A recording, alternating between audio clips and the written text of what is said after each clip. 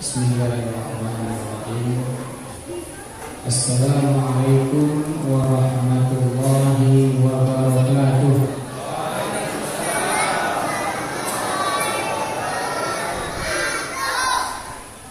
Alhamdulillah, alhamdulillahilladzi khalaqas samawati wal ardh wa ja'ala adh-dhulumati wan nur.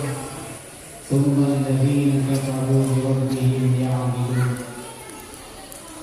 أشهد أن لا إله إلا الله وحده لا شريك له وأشهد أن محمدا عبده ورسوله صلى الله عليه وسلم الذي لا نبي بعده.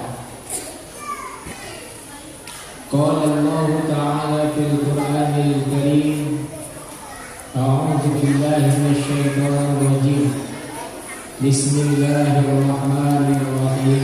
لقد كان لكم في رسول الله أسوة حسنة لمن كان يرجو الله واليوم الآخر وذكر الله كثيرا.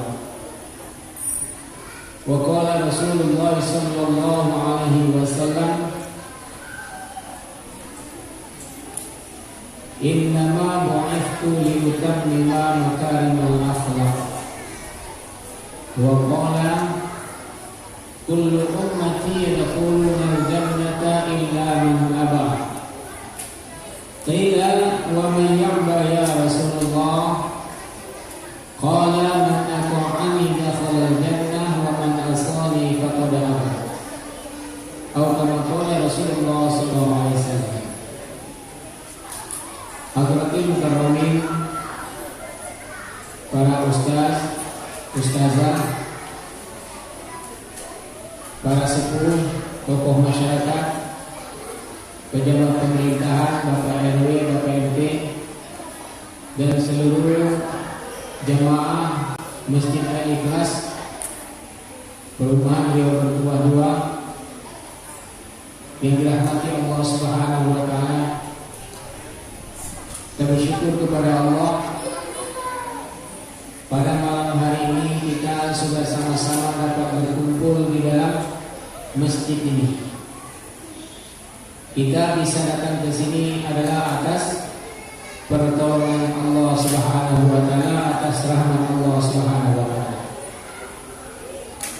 Kita yakin bahwasanya tanpa rahmat Allah, tanpa pertolongan Allah, untuk datang memenuhi panggilan Allah, datang memenuhi rumah Allah Subhanahu wa Ta'ala, itu tidak akan semudah yang kita perkirakan. Makanya ketika azan berkumandang, hayya 'alas shalah dibaca muazin, kita menjawab la haula wala quwwata illa billah. Tiada daya, tiada upaya, tidak ada kesanggupan dari diri kita kecuali dengan pertolongan Allah Subhanahu wa Ta'ala. Hadir ke masjid untuk melaksanakan perintah Allah ini atas pertolongan Allah Subhanahu wa Ta'ala. Ini harus yang kita yakini. Bahkan amal yang paling kecil, yang paling ringan sekalipun, itu pun perlu pertolongan Allah Subhanahu wa Ta'ala. Sering saya sampaikan, kadang-kadang kalau kita ditegur orang, biasanya yang negur kalau jumpa di jalan, apalagi sudah saling kenal, biasanya ucap salam atau lantungannya. Ibu-ibu, mana tuh? Tade, kata orang lain. Biasanya kalau jumpa langsung nanya atau ucap salam. Langsung nanya, padahal kalau dia ucap salam, assalamualaikum warahmatullahi wabarakatuh, langsung 30 pahala Allah beri. Yang menjawab itu juga, waalaikumsalam warahmatullahi wabarakatuh, langsung juga 30 pahala. Untung apa tidak? Untung? Mau untung atau mau untung? Mau untung. Kalau mau untung, mulai besok jumpa saudara kita, kata Rasulullah SAW, la yadkhulul jannata hatta tu'minu wa la tu'minu hatta tahabbu. adulluka idza fa'altumuhu tahabbtum afshus salam bainakum. Rasulullah sabdakan tidak akan masuk surga orang itu kecuali dengan iman. Tidak akan masuk surga seseorang kecuali dengan iman. Di masjid ini semua orang beriman? Halo? Di masjid ini semua orang beriman? Ya pasti beriman karena Allah sendiri yang jaminkan. Innama ya'muru masajidallahi man amana billahi wal yawmil akhir. Kalau mau memakmurkan masjid Allah berarti Allah sudah mengakui dia orang beriman. Maka setiap orang beriman pasti masuk masjid. Ya pasti masuk masjid, iya. Yang kedua pasti masuk surga. Betul? Betul? Mau masuk surga? Coba siapa yang mau masuk surga katanya? Serius nih? Ibu-ibu ada yang mau masuk surga? Mau masuk surga atau ragu-ragu? Saya masuk gak ya? Kalau gak masuk ya memang nasib. Jangan memang nasib. Mau masuk surga? Mau, semangat. Anak-anak yang mau masuk surga, ibu-ibu dia gak mau. Bapak-bapak gak mau. Saya tanya sekali lagi nih, ya. Mau masuk surga? Bu, mau masuk surga? Betul? Masuk surga mau cepat atau mau lambat? Cepat. Betul, mau cepat? Kapan? Malam ini? Siap masuk surga malam ini? Boleh nanti panitia tolong daftarkan nama-namanya biar kita hubungi malaikat maut. Ya, orang kalau mau masuk surga mati dulu. Mana ada masuk surga nggak mati? Nabi Idris alaihissalam cerdas beliau sudah tahu dari Allah Subhanahu Wa Taala kalau mau masuk surga harus mati dulu. Maka dia ngomong sama malaikat Jibril. Malaikat Jibril, tolonglah panggil malaikat maut silaturahmi sama saya. Singkat cerita malaikat maut juga datang. Lalu ditanya sama malaikat maut, wahai malaikat maut, bagaimana cara engkau mencabut nyawa seseorang hamba Allah? Yang mana kata malaikat maut? Kalau mencabut nyawa orang yang durhaka bagaimana? Kata malaikat maut, gak sanggup kamu. Gak akan sanggup kamu melihat penampilan saya mau cabut nyawa orang yang durhaka aja kamu gak sanggup. Tapi saya mau. Maka Allah Subhanahu Wa Taala izinkan. Malaikat maut bertanya kepada Allah, malaikat Israel, ya Allah, ini Nabi Ayub, Nabi apa tadi? Nabi Idris. Dia ingin menyaksikan penampilan saya mencabut nyawa orang yang durhaka. Kata Allah, lanjut. Maka mulailah Nabi Idris bersiap-siap. Kata malaikat maut, Nabi Idris, sekarang putarlah wajah kamu ke arah sana. Ya, Nabi Idris pun berputar. Setelah malaikat maut hadir dengan penampilan yang seharusnya diperintahkan Allah untuk mencabut nyawa orang yang durhaka, maka malaikat maut pun telah mengatakan pada Nabi Idris, sekarang Nabi Idris berbaliklah. Apa yang terjadi? Nabi Idris berbalik memandang wajah malaikat maut, langsung pingsan. Percaya enggak, Bu? Percaya enggak kalau ada orang yang melihat penampilan malaikat maut dalam keadaan mencabut nyawa orang durhaka langsung pingsan? Percaya enggak? Percaya enggak? Betul? Yang enggak percaya malam ini kita buktikan. Tunggu aja di rumah, nanti kita sudah datang. Apa malaikat maut bisa disuruh datang? Enggak perlu disuruh datang. Setiap hari kata Rasulullah 70 kali diusapnya wajah kita ini. Ini Ustaz Romi udah masak dulu nih. Udah masak langsung diangkat. Baina ajaluhum la yastaghfiruna sa'atan wa la yastaqdimun. Bila telah datang masanya enggak bisa mundur, enggak bisa maju. Kalau biasanya tanam mangga, ada pemantau di sini.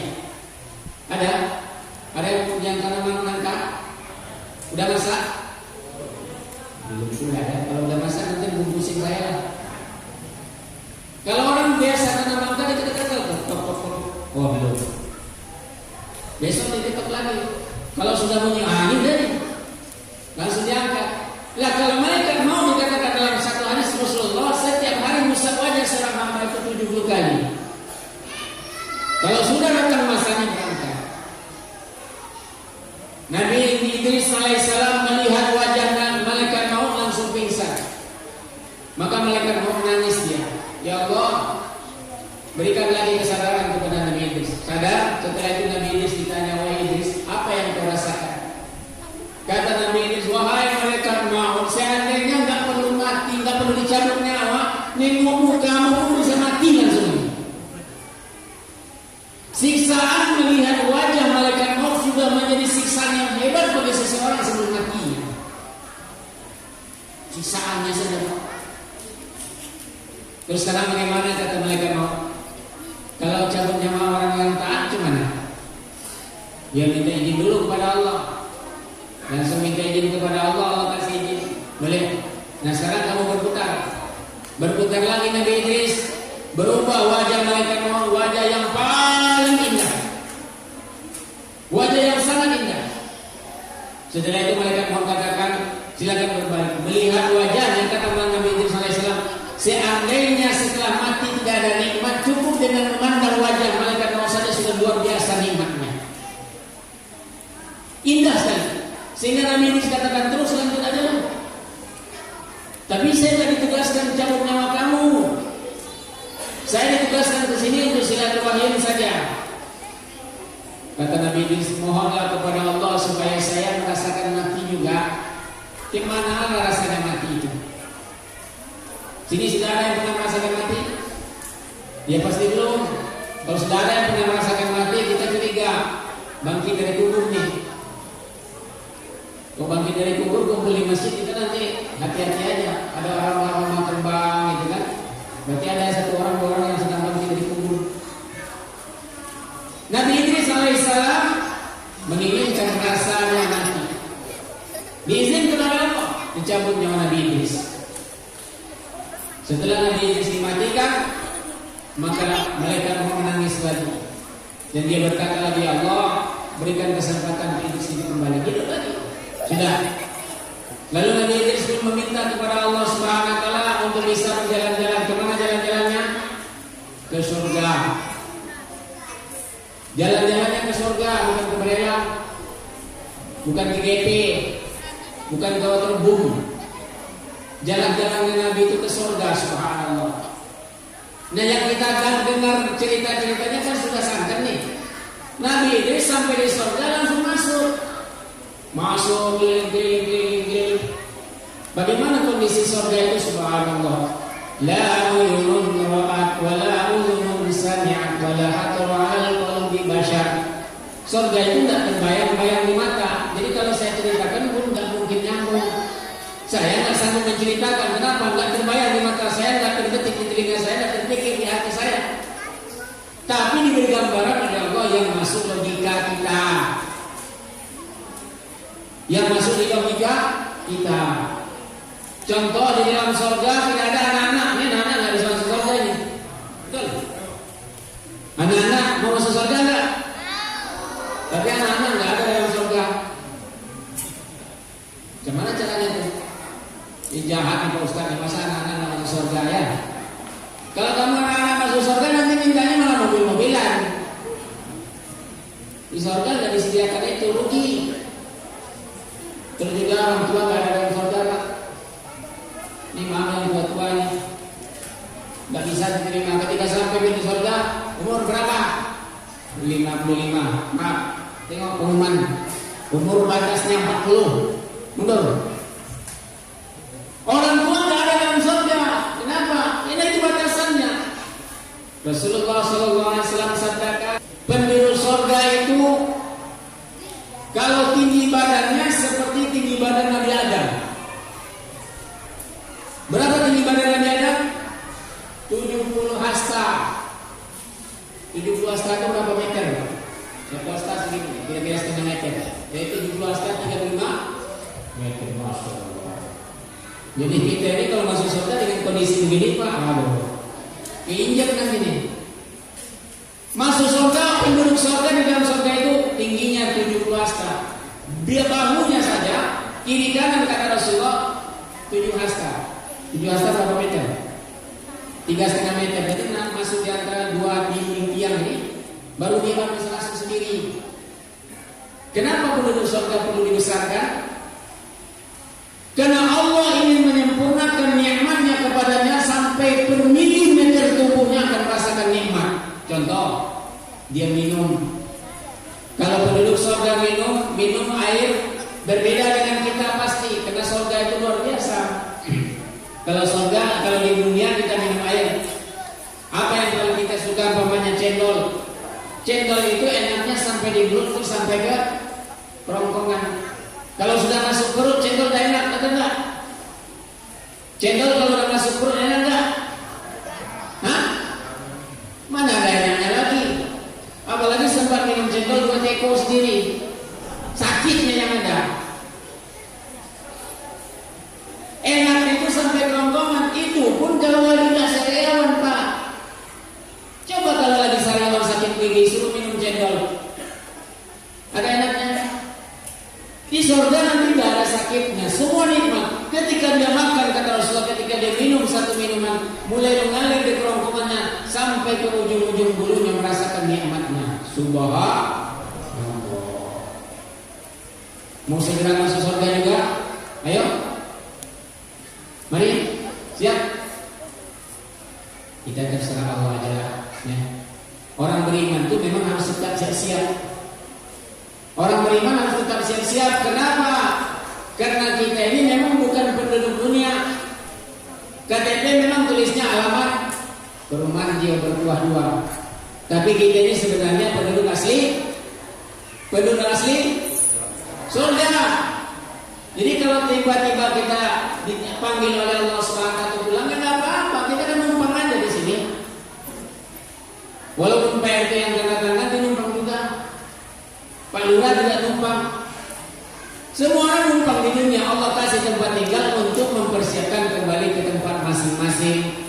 Kalau yang memang berjalan pada jalan yang benar, balik lagi ke dalam surga dengan selamat. Wadakhilnal jannata daras salam, masuk ke dalam surga kampung keselamatan dengan keselamatan juga. Tapi kalau tidak ada persiapan, masuk surga juga. Tadi kita cerita orang beriman pasti masuk surga, tapi masuk surganya harus dicuci. Karena surga tanpa bersih, kalau yang kotor nggak boleh masuk, yang kotor dicuci dulu, dicuci di dalam neraka. Berapa lama dalam neraka? Orang kalau masuk neraka itu tidak ada yang sebentar. Di dalam neraka itu masanya sangat panjang. Kalau di padang mahsyar kata Rasulullah SAW, dan di dalam Al-Quran juga dituliskan, Inna yawman 'inda rabbihim ka'alfi sanatin mimma ta'udun. Satu hari di sisi Tuhanmu sama dengan 1000 tahun hidup kamu. Satu harinya di padang mahsyar, satu harinya di kubur, satu harinya di sirat, satu harinya di mizan, satu harinya, tapi bukan di neraka. Berapa lama? 1000 tahun. Jadi kalau kita mau hitung-hitung nih Pak ya, 1000 tahun satu hari. Kalau 1000 tahun dianggap satu hari 24 jam. Satu hari 24 jam kan ya? Halo Bu, udah ngantuk? Udah ngantuk saya langsung tutup, gak apa-apa, saya gak masalah. Ya, datang paling telat, cepat selesainya langsung pulang. Kita biasanya kan suka hitung-hitungan biar untung. Nah kita coba hitung-hitungan nih tentang umur kita. 24 jam satu hari. Satu hari bandingkan yang kata Rasulullah, kata Allah SWT, sama dengan 1000 tahun. Kalau 24 jam, kalau 12 jam jadi 500 tahun. Dibagi 2 lagi jadi 6 jam, jadi berapa? 250 tahun. Dibagi 2 lagi menjadi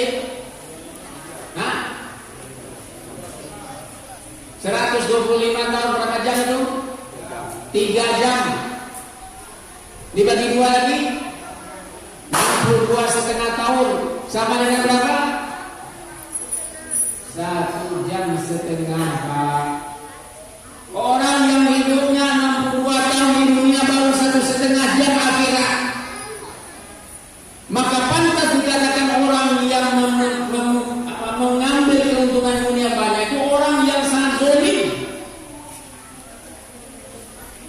Dia siap untuk berbungkus lumpur, lintang pukang, kalang kabut, kasak kusuk, hanya untuk 1,5 jam lalu dia korbankan kehidupannya yang khalidina fiha abada, yang kekal selama-lamanya di akhirat nanti. Tapi kadang-kadang memang beginilah tipu daya setan dan hawa nafsu kita. Kalau orang sibuk ibadah sedikit apa katanya? Harus adil Pak. Ya, jangan sibuk akhirat saja, harus adil. Lah kalau adil mungkin malah kita nggak sanggup. Adil itu dua kemungkinan. Pertama, adil sama rata. Maka kalau orang yang mau adil sama rata, urusan dunianya boleh 12 jam, tidurnya, makannya, kerjanya, urusan sama tetangga sama macam, yang 12 jam lagi harus ibadah. Baru namanya adil. Adil yang kedua diseimbangkan. Kalau anak TK jajannya berapa? 2.000. Kalau sudah mahasiswa kasih 2.000 kira-kira kemana? Itu tidak adil. Adilnya untuk mahasiswa mungkin 20.000 satu hari. Keperluannya beda. Kalau mau adil, mana yang lebih panjang, mana yang lebih besar, mana yang lebih seharusnya kita memberikan waktu. Lah yang ternyata selama ini kita memang tidak adil. Tidak adil berarti zolim. Kita lebih cenderung kepada kehidupan dunia. Siapa yang mengatakan Allah? Bal tu'thirunal hayatad dunya wal akhiratu khairun wa abqa. Tetapi sebenarnya kamu itu kata Allah betul-betul sibuk dengan urusan dunia. Betul? Betul enggak kita sibuk dengan dunia, Pak? Perasaan enggak lah, saya biasa aja. Cuma 8 jam satu hari tambah lembur 2 hari. Habis itu setiap hari Ahad goes sampai sore, biasa aja. Sholat subuh itulah yang saya nggak suka dengan imamnya. Ayatnya panjang betul. Apa? Kuliah kafirun terus bacanya. Terus maunya apa? Ini atau ini? Giliran ibadah panjang. Jadi kalau orang yang betul mau adil untuk urusan agama selamat. Maka kalau ceramah ini nggak bisa Pak 1 jam Pak, nggak imbang dia. Kerja siang tadi berapa jam? 8 jam. Minimal saya ceramah juga 8 jam ini. Kalau nggak cukup bahan, saya pikir Ustaz Romi nanti bahannya. Siap? Ya. Niat aja dulu. Beramal itu yang penting, niat dulu. Nggak sampai nggak masalah. Orang nggak punya duit boleh nggak niatnya haji? Harus. Bukan boleh lagi Pak. Orang yang nggak punya duit harus niat untuk pergi haji. Kapan Allah berangkatkan terserah. Nggak berangkat di akhirat dapat pahala haji juga. Kan kalau orang naik haji bukan perlu dipanggil haji ya. Saya nggak pernah naik haji, belum pernah, baru haji kecil, umroh. Tapi kalau ada sakit contoh ini panggil orang Pak Haji. Saya bilang mahal Pak jadi Pak Haji sekarang 45 juta. Saya baru haji separuh 20 juta lebih. Jadi kalau panggil saya bukan Pak Haji, Pak Ha. Kenapa Pak Ha? Hajinya berapa?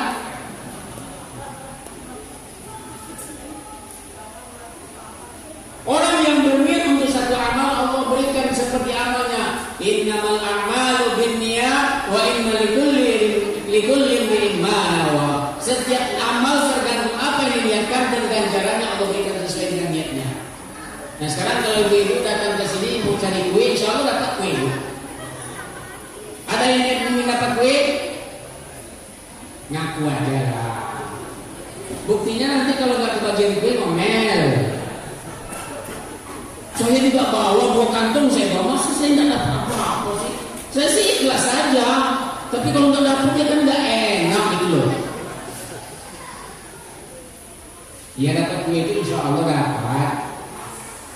Tapi niat kita ke sini adalah untuk belajar agama, memakmurkan rumah Allah, mencari keridhaan Allah.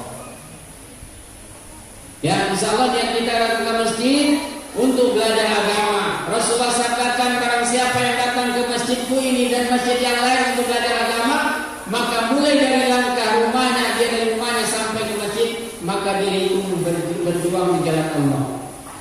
Man kharaja min baiti ila talabil ilm fa huwa fi sabilillah. Barang siapa yang keluar dari rumahnya datang ke masjid untuk maka langkah-langkahnya sama dengan orang yang berjuang di jalan Allah. Pahalanya Pak, begitu Allah berikan luar biasa. Lalu kita ingin makmurkan masjid, ingin tunjukkan kepada Allah di akhirat kalau saya ini adalah orang beriman, supaya saya masuk surga nanti pasti. Dan saya juga bisa jadi saksi, tidak disaksikan oleh orang lain, bahwasanya orang beriman itu bagaimana makmurkan masjid. Idza ra'aitumur rajulu yaqtadul masjid fashhadu lahu bil iman. Kalau kamu lihat orang senantiasa makmurkan masjid, maka kamu nanti jadi saksi di akhirat untuk dia. Ini betul-betul orang beriman. Kalau sudah beriman tadi pasti masuk surga. Kita sambung lagi hadisnya. Wala tu'minu hatta tahabbu. Tidak beriman kalau orang itu tidak punya rasa kasih sayang. Orang beriman harus punya rasa kasih sayang. Kepada siapa? Kepada seluruh makhluk. Memang mengatakan kasih sayang itu mudah, tapi membuktikannya tidak semudah yang kita ucapkan. Biasanya kita akan marah, akan benci kalau harga diri kita hilang, sesuatu yang kita disakiti, hilang kasih sayang. Kita biasanya mudah terpengaruh dengan keadaan diri kita. Kalau biasanya kita mengatakan di sini, kita mari bersama-sama berkasih sayang, tapi tiba-tiba sampai di jalan sendal hilang. Sampai di luar sendal hilang, kasih sayang kemana? Pengurus, kemana ini sendal saya hilang? Jagalah sendal saya. Pengurus suruh jaga sendal. Hilang kasih sayang, apalagi nampak kawan itu yang bawa sendal itu. Baru dibeli itu dengan pada sendalnya, ditukar sama aja dibawa. Kena dia mungkin lupa atau sengaja nak tahu, tapi hilang kasih sayang. Hei, pakai sendal pakai mata. Ini kesalahan kita Pak. Pakai sendal itu pakai mata, betul? Betul. Kalau pakai sendal pakai kaki, Pak. Karena semua orang pakai sendal pakai mata jadi salah.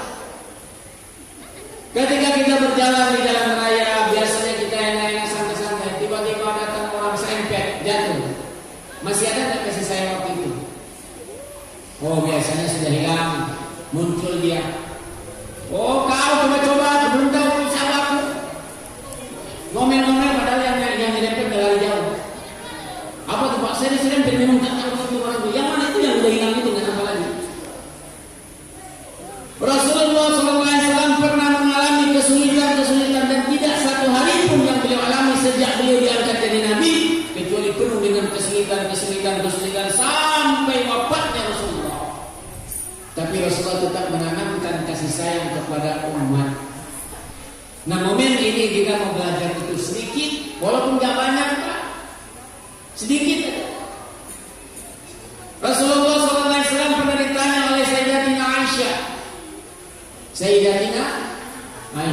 Tapi istrinya Rasulullah pernah bertanya kepada Rasulullah SAW, ya Rasulullah, ceritakanlah kepada saya keadaan yang paling susah kau rasakan ketika kau mendakwakan agama. Kapan kata Rasulullah keadaan yang paling berat, yang paling susah? Ketika beliau berdakwah ke kota Taif.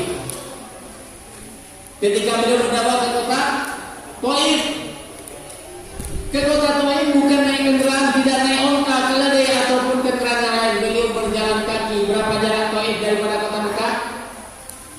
Lebih kurang 7 kilo. Jalan kaki 7 kilo. Ya kira-kira dari sini ke Al-Azhar lah. Mungkin besok Ustaz Romi kalau ke Al-Azhar jalan kaki lagi dia. Biasa Rasulullah biasa jalan kaki 7 kilo itu. Kenapa Ustaz jalan kaki? Rasulullah dulu dakwah sampai 7 kilo jalan kaki itu. Ya. Kira-kira orang yang berjalan kaki untuk perkara agama itu bodoh atau pintar? Pintar sebenarnya, cuma nafsu kita yang kuat. Rasulullah katakan bapak-bapak kalau pergi ke masjid jangan naik motor, jangan naik unta, jangan naik kuda, jalan kaki. Dan kalau jalan bapak dari sana muter dulu, pulangnya ke sana lagi supaya apa? Setiap tanah yang diinjak menjadi saksi timbangan pemberat amal kebaikan di akhirat. Setuju? Mudah-mudahan Jumat besok tak ada motor yang terjaga di sini. Kenapa? Jalan kaki semua. Kalau dekat-dekat pun pakai motor. Lah kalau pakai motor kan nggak perlu CCTV kan? Parkiran. Ini CCTV lagi perlu stasiun apa? Parkiran. jalan kaki. Gimana kira-kira? Cocok nggak? Ke masjid jalan kaki cocok? Setiap langkah kaki kamu ke masjid, kata Rasulullah, akan diberikan pahala 3 langsung Allah berikan 1 langkah. 1 langkah Allah berikan untuk yang 1 langkah yang pertama gugur dosa, yang kedua diberi pahala, yang ketiga naik derajat. Maka orang yang paling beruntung yang paling jauh rumahnya dari masjid. Nih ibu, yang mana yang paling jauh rumahnya dari masjid? Ada yang paling jauh rumahnya dari masjid ini? Berapa jauh?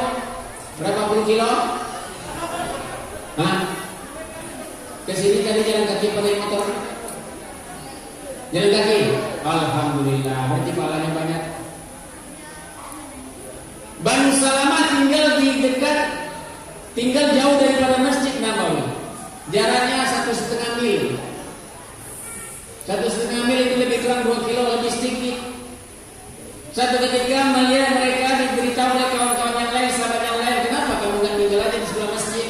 Kan ada tanah kosong tuh, biar lebih mudah. Akhirnya mereka pun menyampaikan usulan kepada Rasulullah. Rasulullah katakan, saya mendengar kamu usul tinggal di masjid. Benar ya Rasulullah, supaya kami lebih mudah, kata Rasulullah. Sebaiknya tetap di tempat kamu. Setiap langkah yang kamu langkahkan akan diberi pahala oleh Allah Subhanahu wa taala, diangkat derajat kamu dan digugurkan dosanya. Jarak 2 kilo ke masjid, selalu datang jalan-jalan kaki dan tidak pernah menjadi masbuk. Ini jaraknya 20 meter, masbuk juga, dan naik motor lagi.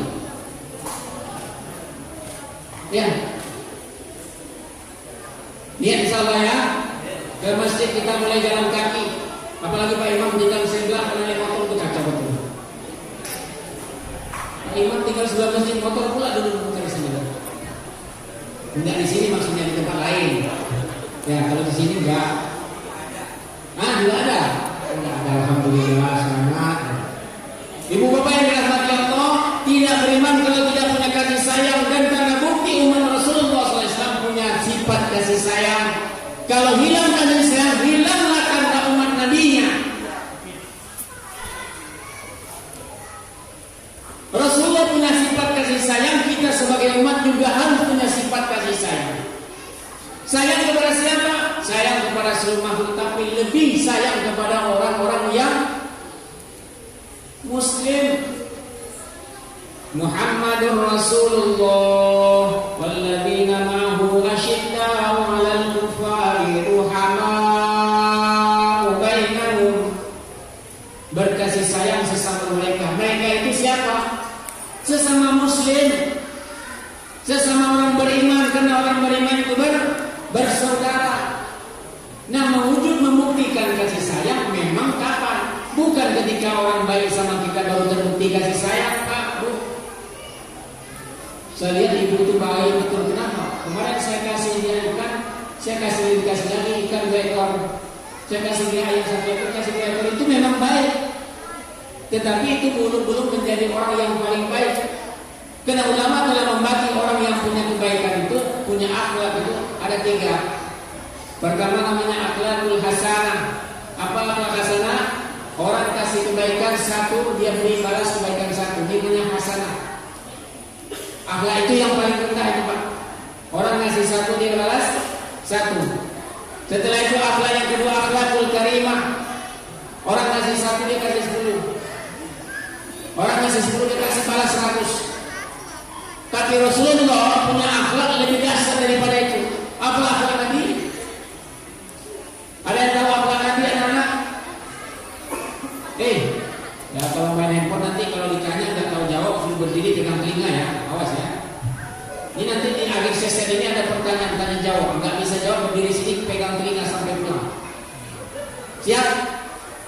Masih main game aja, macam mana mau ditanya? Ya. Nah, saya yang lupa menanya apa tadi. Apa yang saya mau tanya tadi? Akhlaknya Nabi apa namanya? Bu, ada yang tahu akhlak Nabi namanya apa? Akhlakul karimah, udah saya bilang. Akhlakul karimah itu adalah akhlak ketika orang memberi sedikit dia memberi lebih banyak, tapi bukan akhlak Nabi. Nabi diutus untuk memperbaiki akhlak kita sampai menjadi makarimal akhlak, akhlak karimah. Kita yang diinginkan sampai seperti itu oleh Nabi. Nabi bukan akhlak karimah.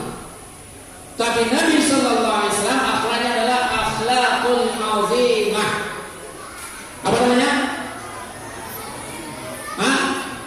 Akhlakul azimah. Ini ada mungkin di akhir pertanyaannya ada nih. Ini siapa yang dapat jawaban pertanyaan saya nanti ada hadiah. Minimal hadiahnya langsung pulang. Malah gak kebagian kuing. Akhlak azimah itu bagaimana? Orang buat buruk, dia tetap balas dengan kebaikan.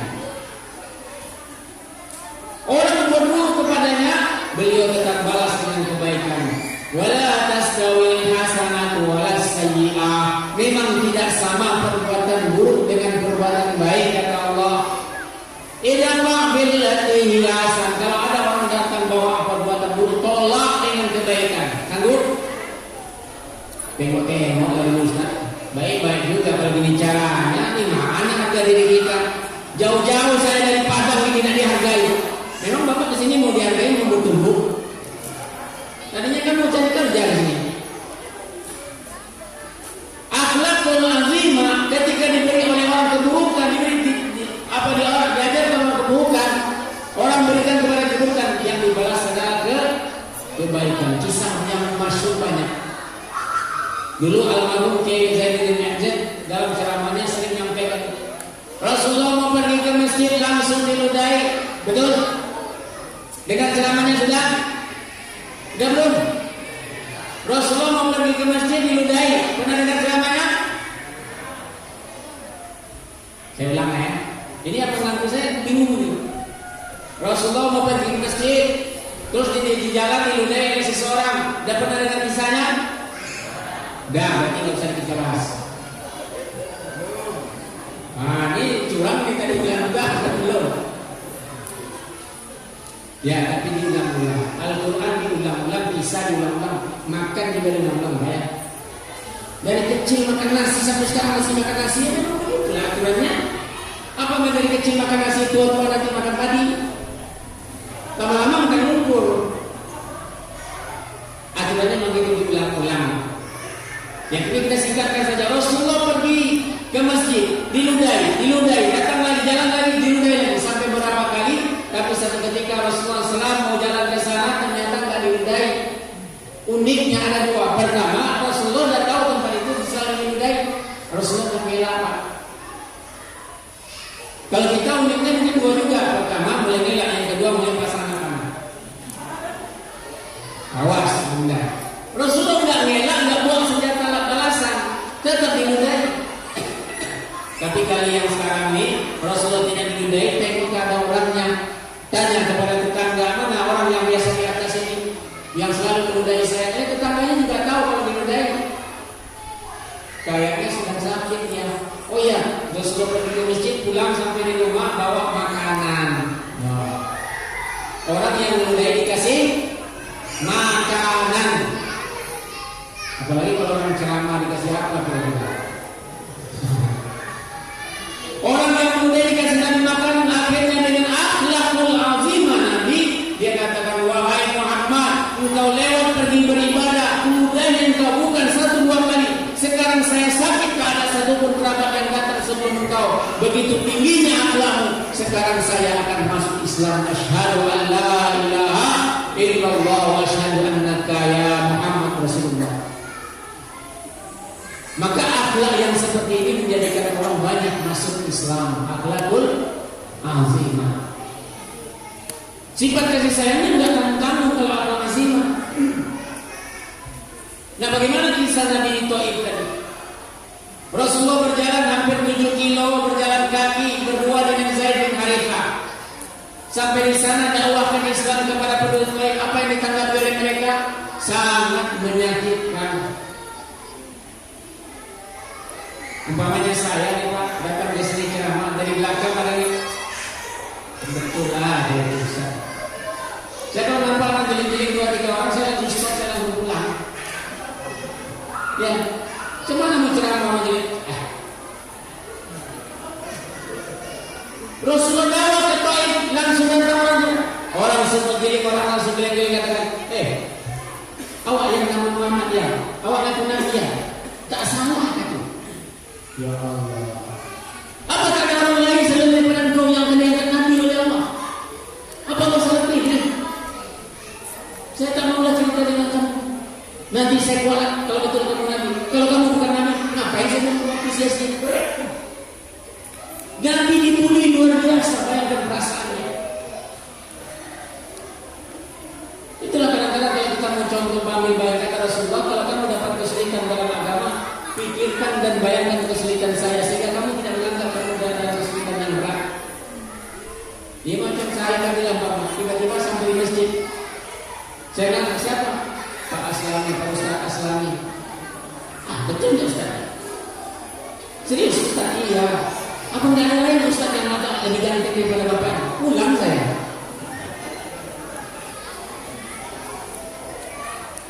Rasulullah SAW dihina, selesai tidak? Rasulullah keluar daripada tempat perkumpulan para pemuda mereka. Lalu Rasulullah jumpa kepada kaumnya. Ternyata kaumnya pun sudah bersekongkol untuk menghina Rasulullah. Setiap pemuda memegang satu batu.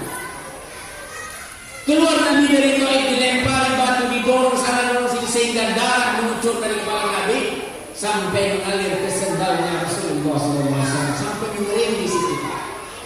Bayangkan dakwah Nabi. Apa yang dibuat Nabi ini? Nabi SAW berdakwah dengan berat ke Taif, dan itu diceritakan kepada Sayyidatina Aisyah radhiyallahu anha. Tapi apa yang dibalas oleh Rasulullah? Padahal sudah datang tawaran daripada malaikat Jibril. Melihat Rasulullah SAW berdarah-darah, Zaid bin Harithah juga berdarah-darah. Tadinya ketika Rasulullah lewat dilempari orang batu, Zaid berdiri di situ supaya Zaid jadi penghalangnya. Dilempar lagi, Zaid putar lagi, dilempar sampai Zaid pun tidak bisa berdiri. Rasulullah patah badan Zaid, Rasulullah dilempar juga bersama dengan Zaid dalam keadaan berdarah-darah. Mereka keluar dari kota Taif. Ini bukan kisah-kisah buatan, tapi ini asli kehidupan beliau. Setelah berjalan jauh daripada kota Taif, di satu tempat yang bernama, ada satu lembah yang ditanami pohon-pohon kurma. Beliau duduk di sana, namanya Wadi Qarni Fa'alib. Nah ketika itu jemaah dirahmati Allah, malaikat Jibril datang kepada Rasulullah. Wahai Muhammad, Tuhanmu betul-betul sudah tahu tentang perlakuan kaum kepadamu. Sekarang kau tinggal mau apa aja lah. Saya sudah bawa dan dua orang malaikat penjaga gunung Jabal Abi Qubais dan Jabal Ahmar ini. Tinggal timpakan kepada Penduduk Taif. Habis sudah, tinggal ngomong aja. Klik yes saja. Diklik oke sama Rasulullah, habis sudah orang Taif. Tapi apa yang dijawab oleh Nabi? Ma'bu'ithu la'nah. Saya tidak diutus untuk membuat kehancuran kata Nabi, walakin rahmatan lil alamin. Saya diutus sebagai rahmat untuk seluruh alam.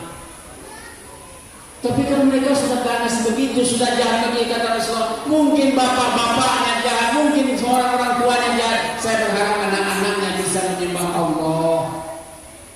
Begitu Nabi punya kasih sayang. Kenapa? Karena walaupun bapaknya kepala batu, keras kepala, mungkin masuk neraka. Jangan sampai anaknya juga masuk neraka. Ini yang dipikir Nabi. Jangan sampai anak-anaknya masuk neraka karena penderitaan dalam neraka itu tidak bisa dibayangkan di mana. Dia siap malaikat kedua. Malaikat ini siap untuk diperintahkan untuk menjatuhkan dua buah gunung, membenturkan dua buah gunung sehingga penduduk Taif hancur semua. Tapi Rasulullah tidak jawab. Seperti yang dikehendaki oleh pikiran kita. Lah kalau giliran kita digitukan kira-kira gimana? Kemarin ceramah ya Ustaz di mana? Di bertuah Pak iya. Terus saya dibully orang. Bagaimana? Apa kita tangkap orang tersebut? Tangkap aja lah. Dan tahu mereka. Mungkin begitu ya. Tapi tidak dengan Rasulullah. Udah? Cukup? Bu, udah cukup Bu? Hah? Ini saya belum kasih judul ya. Kita baru ngobrol-ngobrol aja, belum ceramah nih. Siapnya mau apa nih katanya? Ibu itu udah urut kaki nggak pernah makan kue itu ya. Ya, kita singkatkan saja ya. Sekarang kita ingin menjadi umat Rasulullah SAW dan ingin mencintai Rasulullah dan ingin dicintai Rasulullah. Maksud tujuan kita mengadakan acara ini di antara yang paling penting ini. Jangan sekedar seremonial datang ke sini ada acara rame-rame setelah itu pulang. Ini acara bukan acara kecil, acara besar. Kalau dulu zaman para tabi'in orang-orang terdahulu setelah Maulid Nabi ini semua mereka siap-siap angkat pedang, bawa panah, bawa kambing untuk berperang. Setelah Maulid Nabi apa yang dibuat? Angkat pedang, bawa kambing, bawa tombak, siap untuk berperang. Siap? Ini langsung siap perang kita nih. Siap perang Pak? Siap nggak? Ya Bapak duluan aja nanti saya belakang. Setiap saat kita berperang Pak. Ketika perang selesai dari perang Badar, 70 orang kafir mati dan banyak sahabat yang tangannya buntung, kakinya koyak, kepalanya bocor. Apa kata Rasulullah? Raja'na min jihadil asghar ila jihadil akbar. Kita baru pulang perang kecil wahai saudara-saudara. Ini mau berhadapan dengan perang besar. Apa perang besarnya? Ma jihadul akbar ya Rasulullah. Apa jihad yang paling besar itu? Jihadun nafs. Perang melawan hawa nafsu. Ini besok kita tengok siapa yang tewas nih. Sholat subuh nampak nggak begini lagi. Nah, ketahuan nih. Kalau sholat subuhnya nggak datang berarti kalah perang, tewas. Ya. Tapi saya yakin di masjid Al-Ikhlas selalu penuh. Paling nggak penuh berpanah. Ibu bapak yang dirahmati Allah Subhanahu wa taala, bagaimana kita mencintai Rasulullah? Bagaimana kita dicintai oleh Rasulullah? Peringatan ini kita inginkan mendapatkan hasil daripadanya. Nah, bagaimana kita mencintai Rasulullah SAW? Ada 3 poin yang akan kita usahakan. Sebab ini menjadi persyaratan mutlak. Kalau orang bercinta, tidak mungkin dia hanya mengatakan saya cinta kepadamu, tapi tidak bisa dibuktikan. Dia bilang cinta bang akan membeli bakso, belilah pakai duit sendiri, kembalinya ambil. Katanya cinta tapi mau buat pengorbanan, kata cinta butuh pengorbanan. Tanpa pengorbanan cinta adalah, coba Pak kata-kata mutiara waktu merayu ibu dulu gimana dulu? Ya, cinta butuh pengorbanan. Tanpa pengorbanan cinta adalah hampa. Tanda bukti pengorbanannya apa? Siap membayar mahar ya. Pak, waktu nikah bayar mahar nggak? Mahar nggak? Mahar apa mas kawin? Ditanya itu saran anak. Saya nikahkan dan kau dengan sekian-sekian pola-pola dengan mahar. Boleh maharnya. Tapi dengan mas kawin seperangkat alat sholat. Oh, seperangkat alat sholatnya dari emas rupanya. Ya. Dia nggak perlu diributkan nanti Pak Tua marah dengan saya pula. Tapi kan lucu aja. Dengan mas kawin seperangkat alat sholat. Masya Allah, beratnya bukan main, segini kotaknya dari emas semua. Ya. Makanya namanya waktu zaman Rasul itu mahar. Kita mas kawin karena memang dulu orang tua juga suka pakai emas cincin. Tapi itu tidak persoalan. Cuman kalau dipaksakan jadi bingung. Kenapa? Rasulullah pernah menanyakan kepada seorang pemuda, kamu kenapa tidak kawin? Tak ada punya apa-apa ya Rasulullah. Maka kata sahabat-sahabatnya, kawan Nabi para sahabat ini sudah layak nikah ini siap dari siap nikah. Bagaimana pendapat kalian? Maka mereka urungan Pak. Jadi orang mau kawin itu kalau memang kepepet ya masyarakat harus urungan. Ini sunnah Nabi Pak. Umpamanya saya mau kawin lagi, ya. Umpamanya ini kan umpama, jangan sampai ke rumah saya lah nikahnya. Kalau dia nggak masalah, tapi nutup pintu aja. Kalau ada seorang pemuda yang sudah layak kawin dan nampak ada calonnya, dia tidak punya biaya tanggung jawab masyarakat. Rasulullah tanyakan pada saat ini belum kawin, sedangkan umurnya sudah cukup. Bagaimana? Urungan sahabat. Setelah urungan dicukupkan dalam pembiayaan walimah. Setelah itu kata Rasulullah, sudah biaya walimah sudah cukup. Kamu tinggal melamar. Tapi masih ada yang belum Rasul apa? Enggak ada mahar saya. Rasulullah buka cincinnya. Tapi cincin Nabi daripada besi. Nah kalau cincin dari besi nanti jadi bukan emas kawin jadinya, jadi besi kawin. Ya. Maharnya untuk pernikahan itu Rasulullah SAW buktikan sebagai bentuk pengorbanan. Maka syarat mahar itu apa? Mahar yang sunnah itu bagaimana Pak? Yang sudah nikah pengalaman gak lupa ya? Mahar yang sunnah itu apa? Bu, maunya maharnya apa Bu? Dulu bang ibu minta nikah, waktu nikah maharnya apa? Seberangkat alat sholat masih ada? Wah itu yang gak bagus sebenarnya. Seperangkat alat sholat itu isinya amanah. Ini seperangkat alat sholat digunakan untuk sholat, bukan seperangkat alat isi lemari. Yang itu dipajang. Kalau kurang, kalau salah dibeli lagi. Minta lagi sama suami, bang, seperangkat alat sholat yang amal berikan kepada barang. Nah kemarin sudah habis. Sekarang kita ulang lagi seperangkat alat sholat yang kedua. Gak ada masalah kan? Jangan dibiarkan dia laku, mubazir jadi dosa. Nggak akan ditanya sama Allah, mana kenangan kamu waktu mahar menikah dulu? Biar dia habis. Kalau memang kita nggak mau pakai, kasih sama orang. Tapi kalau cincin yang memang taruh di tangan, mau diapain, mau dimakan juga nggak habis. Ibu bapak yang dirahmati Allah, yang diperintahkan Nabi dalam mahar untuk menunjukkan pengorbanan orang yang cinta itu adalah yang muda. Salah pahamnya pernah terjadi bapak ibu yang mulia. Karena Sayyidina Umar berceramah dan dia katakan mahar yang harus diberikan kepada seorang wanita yang dianjurkan Rasulullah adalah murah. Maka satu orang ibu berdiri, saya protes, wahai Khalifah Amirul Mukminin. Saya mendengar Rasulullah bersabda sekian. Intinya yang disampaikan Nabi bukan murah, tapi mudah. Apa beda mudah dengan murah? Saya nikahkan engkau dengan mahar sandal jepit putus. Itu murahan. Tapi kalau yang mudah itu bisa jadi nanti saya nikahkan engkau dengan mahar satu buah rumah tipe 125 lantai 6. Siap Bu kalau nikah dengan mahar sekian? Siap. Wih, ngambilnya cepat. Kemarin ada satu orang siap nikah dengan orang yang umurnya lebih tua dengan mahar 1 NMAX lunas. Mudah bagi dia kalau seandainya itu mudah, berapapun harganya dia begitu. Bukan berarti sok-sokan. Saya mau menikah dengan seseorang dengan mahar 1 buah mobil Fortuner. Kenapa? Mobil Fortunernya 17. Ya udah kan ringan, itu mudah namanya. Tapi jangan sampai tiba-tiba mengambil mahar sampai banyak sekali berutang, itu yang tidak dikehendaki. Karena ingin menjadi wah viral, kan orang semua viral sekarang. Ini saya ceramahnya dari sholat-sholat, jadi grogi saya sebenarnya ini. Acara apa sedikit viral, jadi ketika dia mau menyampaikan mahar seperangkat alat sholat udah biasa. Terus mahar 50 ribu, enak. Mahar 50 juta, utang.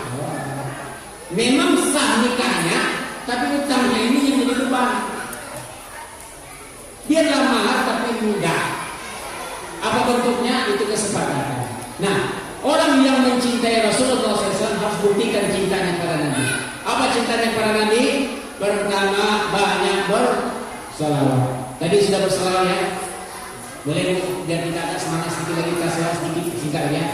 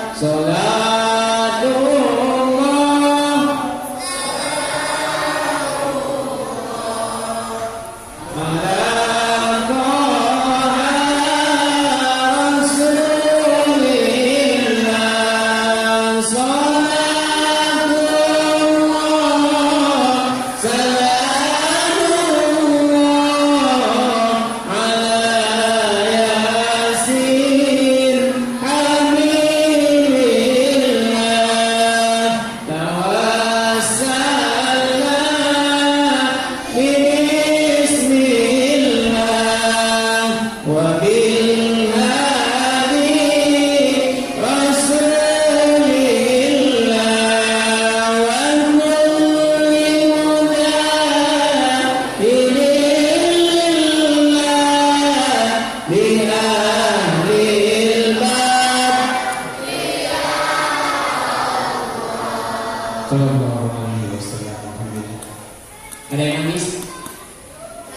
Nggak ada.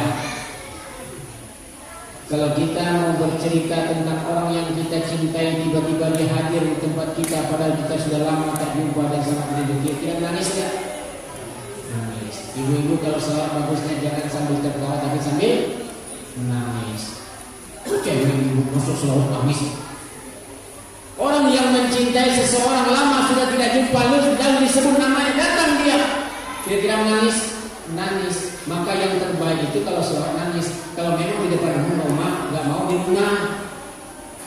Sholawatlah sambil sholatu mengalir air mata. Nah, jadi baik. Meresap dia orang yang kita rindukan. Kenapa? Karena beliau adalah orang yang sangat rindu kepada kita, ibu bapak sekalian. Kita rindu kepada Nabi, iya kita katakan demikian. Tapi ternyata beliau jauh lebih rindu kepada kita daripada kita rindu kepadanya.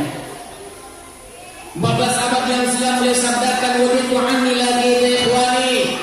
Saya rindu jumpa dengan saudara-saudara saya. Sahabat bertanya, awaisan niwayka ya Rasulullah. Saya tidak termasuk saudara engkau, kami tidak termasuk saudara engkau. Antum ashabi, kata sahabat, kata Nabi, kalian semua sahabat saya. Walakin ikhwani, yang saya maksud saudara yang saya rindukan, alladzina amanu bi walam yaruni. Mereka beriman padaku tapi mereka enggak ada di sini. Enggak ada di zaman ini, mereka enggak ada di sini, mereka ada mungkin di Rio bertua-tua. Kita dirindukan oleh Rasulullah, dirindu para Rasulullah. Maka kalau bersolat bagusnya menangis. Kalau sholat bagusnya juga nangis. Sahabat Nabi melaksanakan sholat menangis. Baca Al-Quran juga bagusnya nangis. Kata Nabi SAW, kalau kamu baca Al-Quran, bacalah sambil menangis. Kalau tidak, pura-pura lah menangis. Jadi kalau dibuat sekarang orang merah, hafal, bisa ini. Kalau ngaji nangis, apa tadi nggak makan siang? Kita jarang disampaikan hal ini. Kalau tidak bisa menangis, kita pernah menangis. Kalau kita berselawat, bayangkan Rasulullah hadir dan beliau sangat rindu kepada kita. Uditu anni laki ikhwani, saya rindu jumpa dengan saudara saya. Di mana dia? Dia tidak hadir di sini, kata Rasulullah. Kita ada di sini, kita tidak pernah jumpa dengan Rasulullah. Tapi Rasulullah rindu kepada kita. Mudah-mudahan nanti Rasulullah cari kita di padang mahsyar untuk diselamatkan oleh beliau. Amin. Maka kita harus tunjukkan juga kalau kita juga rindu sama Nabi. Dengan apa? Pertama, banyak berselawat. Jadi kalau berselawat tidak harus tunggu majelis taklim itu. Majelis taklim setiap hari Ahad baru selawatnya. Kalau di rumah tak selawat, nyanyinya ganti. Nyanyinya ganti apa sekarang? Tidak tahu lagi saya nyanyi terlalu banyak. Tapi anak-anak punya nyanyi bagus tuh. Apa nyanyian sekarang yang paling keren? Adik-adik, nyanyi yang paling keren sekarang apa?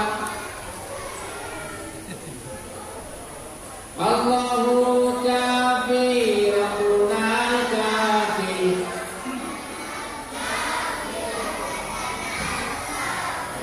Benar.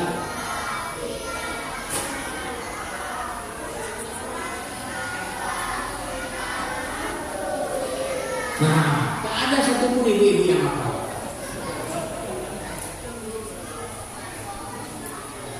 Kalau itu jalan lagunya masih bagus, tapi jangan yang lain yang menjadikan lupa kita kepada Allah. Rasulullah menganjurkan kita untuk banyak dengan Allah Subhanahu wa taala, dan kalau seandainya kita perlu dengan mengadakan sesuatu, tapi kita menjadikan kita ingat pada Allah. Pertama, banyak berselawat. Apa jenis selawatnya terserah. Kalau umpamanya selawatnya agak panjang, mungkin kita mau hafal, bisa dihafal apa selawat Maryam. Tahu selawat Maryam?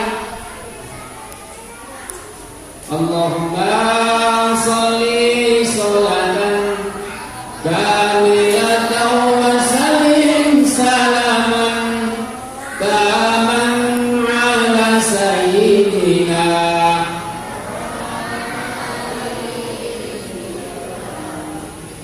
tanhalu bihil uqadu wa tanfariju bihil kurabu wa tuqadha bihil hawaiju wa tunalu bihil rahibu.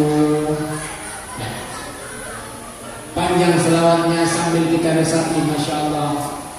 Karena ketika kamu berselawat, kata Rasulullah, seolah-olah Rasulullah hadir. Ketika kamu salam, Rasulullah langsung jawab, Allahumma sholli wa sallim wa barik alaihi. Ya Allah, berikan salawat untuk Rasulullah. Rasulullah hadir. Wa sallim, dan selamat, berikan keselamatan Rasulullah. Rasulullah langsung jawab, ucapkanlah selamat kepada kesalawat kepada kata Rasulullah, ucapkanlah salam kepada aku, maka aku akan jawab salam kalian. Maka ketika kita tahiyat lupa at-tahiyyatul mubarakatus shalawatut thayyibatu lillah, assalamu alayka ayyuhan nabiyyu wa rahmatullahi wa barakatuh, itu langsung dijawab oleh Rasulullah buka. Maka jangan main-main, jangan main-main kita ucap salam kepada Rasulullah, apalagi pas bacaannya terlalu cepat sampai nggak bisa tahu. Tapi berkata Rasulullah bingung. Baca selawat dan baca salam pada Rasulullah dengan baca yang baik, yang pas. Assalamualaikum ayyuhan nabiyyu wa rahmatullahi wa barakatuh. Habis itu kita baca salam juga kepada saudara kita yang assalamualaikum wa ala ibadillahi sholihin. Selawat dan salam kita dijawab oleh Nabi sallallahu alaihi wasallam. Banyak berselawat yang pertama. Yang kedua, belajar untuk menjalankan sunnahnya. Dan sunnahnya adalah yang harus kita ikuti dari Nabi. Laqad kana lakum fi Rasulillahi uswatun hasanah, adalah pada diri Muhammad SAW itu contoh tauladan yang baik. Kalau mau menjadi orang sukses, contoh Nabi. Bapak yang sukses, Nabi orangnya. Suami yang sukses juga Nabi orangnya. Panglima perang yang sukses juga Nabi orangnya. Imam yang sukses Nabi juga orangnya. Kalau imam mau jadi imam, contoh Nabi. Bagaimana imam? Kalau Nabi jadi imam, ibu bapak yang dirahmati Allah, baca ayatnya gak panjang-panjang. Ya, paling-paling ya kalau umpamanya di sini umpamanya dibaca sama Pak Imam ayatnya satu rakaat itu Yasin, rakaat kedua Waqiah, itu gak terlalu panjang. Ya. Sholatnya sholat Nabi, rakaat pertama Yasin, rakaat kedua Waqiah, 3 rakaat selesai ada bisa. Zaman Nabi biasa yang panjang. Sayyidina Umar radhiyallahu anhu ketika jadi imam, jadi khalifah, beliau jadi imam sekali sholat subuh beliau membaca surat Al-Kahfi sampai selesai. Cuman kan bedanya di sini, rasa nikmat kalau waktunya panjang tidak terasa lama, betul? Betul Bu? Malam pertama rasanya lama apa cepat? Belum apa-apa, menurut udah ketok pintu, ya udah jam 7. Lampu mati terus. Kalau sesuatu yang nikmat rasanya nggak lama, kenapa kita nggak merasakan nikmat? Karena memang kita ini banyak kekotoran sehingga kenikmatan dalam ibadah belum muslim. Bagaimana mereka terdahulu kalau mereka membaca selawat, kalau mereka membaca Al-Quran, mereka ibadah, subhanallah. Rasulullah pernah diriwayatkan sholat sunat saja tapi sendiri beda ya. Kalau sholat berjamaah Rasulullah menganjurkan pendek-pendek saja, supaya menyenggam perasaan keadaan orang belakang. Ada yang sudah tua, ada yang setrum, lagi pening, lagi banyak utang, yang dikejar sama kurir segala macam. Pendek saja, keluar ingat masalah. Tapi kalau lagi sendiri jangan pakai ingatannya juga, panjangkan sedikit. Rasulullah pernah sholat, lalu beliau baca rakaat pertama 3 surat. 1 rakaat 3 Al-Baqarah, Ali Imran, An-Nisa. Coba lihat di Al-Quran nanti. 1 rakaat Rasulullah membaca 3 surat. Saya sudah amalkan coba. Enggak lama. Qul huwallahu ahad, Allahu samad, 3 surat. Ya 3 suratnya sama 3 surat, tapi Rasulullah Al-Baqarah, Ali Imran, An-Nisa, panjangnya 5 juz. Dan itu beliau berdiri tanpa ada nari-nari. Kalau kita kan berdiri. Padahal kipas angin nggak ada, angin nggak kuat. Kenapa? Terasa nikmatnya. Rakaat kedua Rasulullah SAW ada sahabat tadinya gabung sama Nabi. Ketika rakaat pertama terlalu panjang, begitu rakaat kedua langsung bubar. Sayyidina Utsman dalam 1 kali sholat duha 1 Al-Quran 30 juz khatam. Bagaimana bisa? Tidak usah kita pikirkan bagaimana. Kalau Allah sudah berikan berkah kepada seseorang, maka mereka akan mampu untuk menjalankan perintah Allah dengan mudahnya. Maka kita doa kepada Allah supaya Allah berikan kemudahan seperti orang-orang dalam doa kunut kita baca Allahumma hdina fi man hadait. Ya Allah berikan saya petunjuk jalan supaya saya bisa mendekati Engkau, supaya saya bisa taat pada seperti mana orang-orang yang bilang memberikan petunjuk. Kalau orang sanggup membaca Al-Quran banyak yang ya Allah berikan juga saya seperti itu. Kita doa kepada Allah. Jadi jangan sampai kita menganggap cinta kepada Rasul, kita tidak mau ikut apa yang dikerjakan Rasul.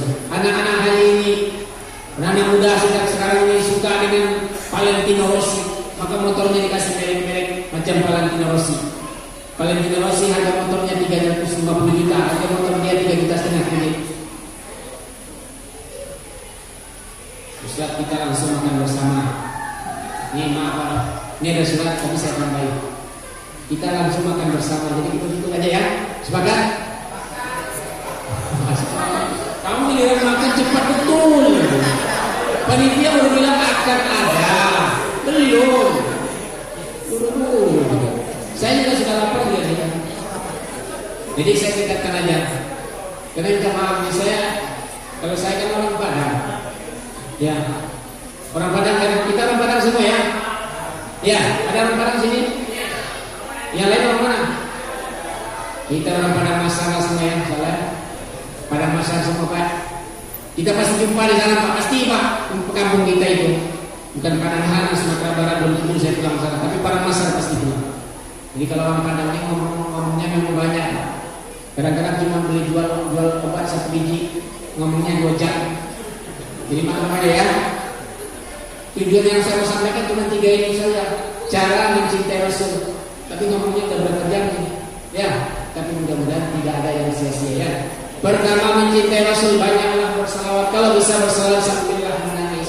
Yang kedua, jalankan sunnah Rasul sebagai bukti kita mengikuti apa yang kita cintai. Innal muhibba liman yuhibbul muti'un. Orang yang mencintai pasti dia ikut kehidupan orang yang dicintainya. Pasti ikut cara yang diikuti orang yang dicintai. Pasti ikut kemauan orang yang dicintai.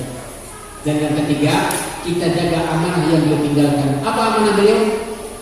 Beliau bukan meninggalkan harta, beliau bukan meninggalkan rumah, kerajaan. Tidak, beliau meninggalkan kerajaan Islam. Tidak. Khalifah Islamnya bukan berada di zaman Rasulullah. Tapi beliau meninggalkan agama yang diwakili dengan apa?